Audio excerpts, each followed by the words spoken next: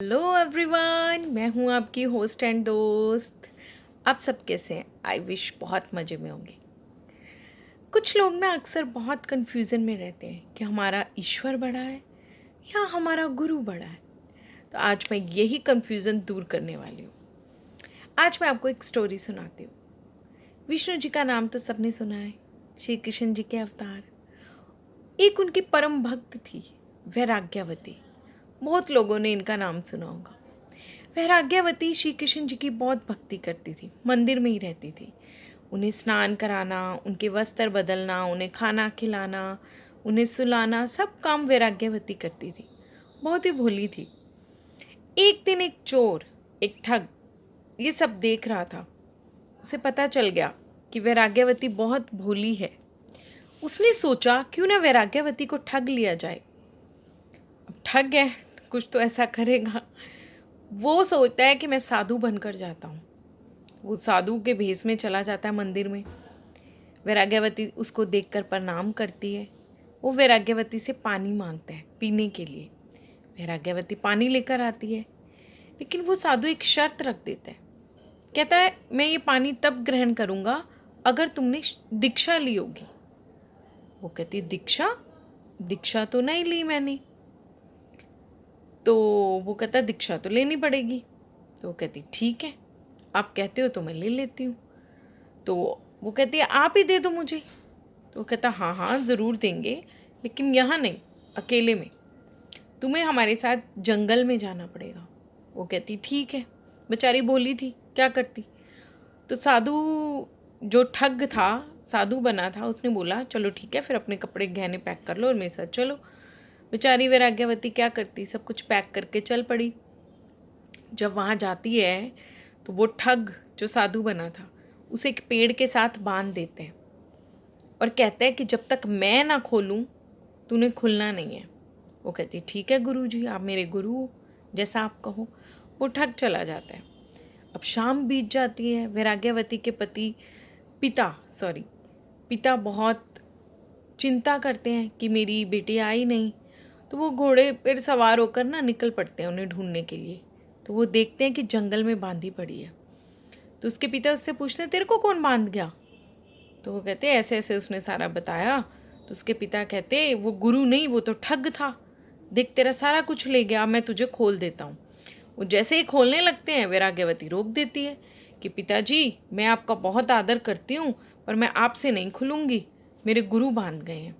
उसके पिता उसे बहुत समझाते हैं, लेकिन वैराग्यवती नहीं मानती। समझा बुझा कर बेचारे थक कर वापस चले जाते हैं। अब आपको पता ही है, भगवान भी भक्तों के बिना अधूरे होते हैं। तो भगवान ने जब देखा मंदिर में कोई घंटी बजाने वाला ही नहीं है, कोई भोग चढ़ाने वाला ही नहीं है, वो नारद जी को बुलाते हैं। कहते, कहाँ गई वैराग्यवती? तो नारद जी कहते हैं, प्रभु वो देखो पेड़ के साथ बंधी पड़ी है। तो विष्णु जी पूछते हैं, ये सब कैसे? तो नारद जी पूरी स्टोरी सुनाते हैं। तो विष्णु जी कहते हैं, खड़े क्या कर रहे हो, फिर जाके खोलो। तो नारद जी विष्णु जी की आज्ञा से चले जाते हैं। तो नारद जी को देखकर वैराग्यवती प्रणाम करती है, कहती है, मैंने आपको पहचान लिया। जैसे ही नारद जी खोलने लगते हैं, वो मना कर देती है, कहती, मेरे गुरु ने बांधा है, मेरे गुरु ही खोलेंगे। तो नारद जी कहते, गुरु बांधते नहीं हैं, गुरु तो खोलते हैं, वो तो ठग था, वो तो गुरु था ही नहीं। तो वैराग्यवती क्या कहती है, जिसने 3 दिन में आपके दर्शन करवा दिए वो ठग कैसे हुआ? नारद जी बहुत समझाते हैं, पर वैराग्यवती मानती नहीं। नारद जी भी थक हार कर प्रभु के पास जाते हैं, कहते, प्रभु आप ही चलिए, वैराग्यवती नहीं मानती। प्रभु कहते हैं, अच्छा चलो फिर चलते हैं। तो भक्त के लिए भगवान को भी आना पड़ा। भगवान आते हैं, वैराग्यवती फिर से प्रणाम करती है, उनका आदर करती है।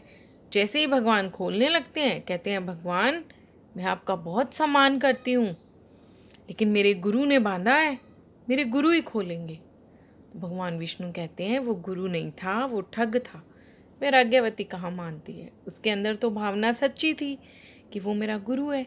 तो वैराग्यवती कहती है, जिसने 4 दिन में आपके और नारद जी के दर्शन करवा दिए, वो ठग कैसे हुआ? वो तो गुरु हुआ। भगवान बहुत परेशान होते हैं। आखिर में भगवान नारद जी को कहते हैं, जा भाई जा, इसका गुरु ढूंढ के ला, उस ठग को पकड़ के ला। नारद जी कहते हैं, उसे कहाँ पकड़ूंगा? कहते होगा कहीं चोरी करता, ले आ उसे। नारद जी उसे ढूंढ कर ले आते हैं। भगवान विष्णु से कहते हैं, आइए गुरुजी, वैराग्यवती को खोलिए। तो वो वैराग्यवती को खोल देते हैं। अब वैराग्यवती जो कहती है उसे ध्यान से सुनिए। गुरु गोबिंद दो खड़े, काके लागे पाऊं। गुरु गोबिंद दो खड़े, काके लागे पाऊं। बलिहारी गुरु अपने, जो गोविंद दिए मिलाए। कहने का मतलब है कि वैराग्यवती कहती है, मैं किसके पैर पड़ूं? गुरु भी खड़ा है और भगवान भी खड़ा है, लेकिन फिर वो कहती है, मैं उस गुरु के कुर्बान जाऊं जिसकी वजह से मुझे भगवान के दर्शन हुए, परम विष्णु जी के दर्शन हुए। इसी तरह दोस्तों, हमारी लाइफ में भी ना एक ऐसा गुरु ज़रूर होना चाहिए जिसे हमें ब्लाइंडली फेथ करना चाहिए, ब्लाइंडली फॉलो करना चाहिए। क्योंकि गुरु वो होता है जो हमें टॉर्च दिखाता है, जो हमें बताता है कि रुक जा, आगे खड्डा है। वो आपको एक सही दिशा देता है। सो गुरु का होना हमारी लाइफ में बहुत इम्पोर्टेंट रोल है। सो माय डियर फ्रेंड्स, आपके जितने भी गुरु हैं, आपके टीचर्स हैं, पहली गुरु तो माँ होती है, तो सबकी रिस्पेक्ट करनी चाहिए, क्योंकि एक अच्छा गुरु ही भगवान से मिलाता है। Thank you so much.